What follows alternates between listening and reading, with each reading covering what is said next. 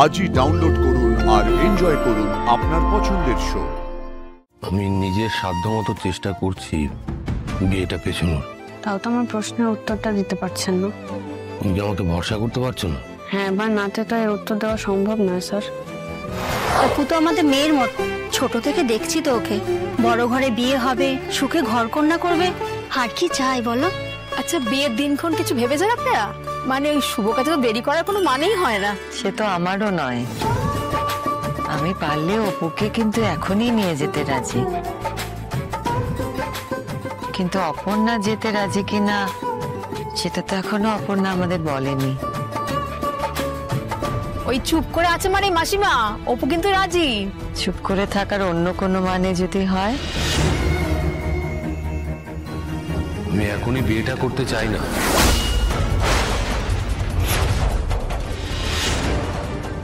এত তাড়াহুড়ো করে আমি বিয়েটা করতে চাইছি না। এটা আপনি কি বলছেন আর্যদা? যখন সবকিছু ঠিক আছে তখন কেন? উনি আমার জন্যই বলেছেন।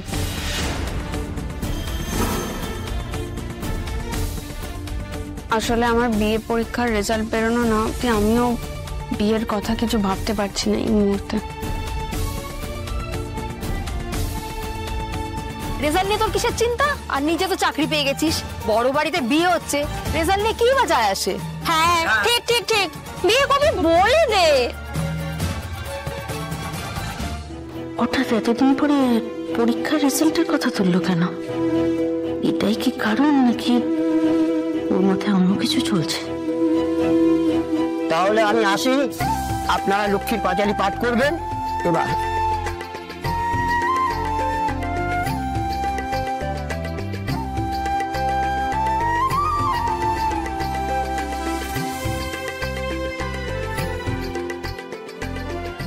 অপু চল, বসবি চল। দোল পূর্ণিমা নিশি নির্মল আকাশ, মৃদু মন্দ বহিতেছে মলয় বাতাস, লক্ষ্মীরে লইয়া বামে বসি নারায়ণ, কহিতেছে নানা কথা সুখে আলাপন, সহসা নারদ তথা কবি আগমন, ভক্তি ভরে উভয়ের বন্দিল চরণ।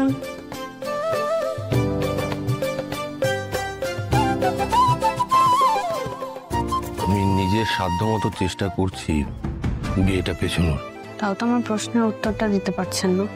তুমি কি আমাকে ভরসা করতে পারছো না? হ্যাঁ বা নাতে তো এর উত্তর দেওয়া সম্ভব নয় স্যার। তার মানে পারছো না?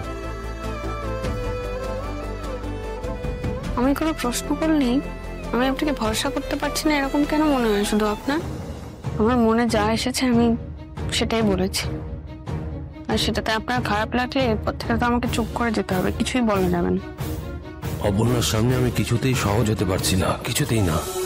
ওর প্রশ্নের উত্তর দেব ভেবেও দিতে পারছি না।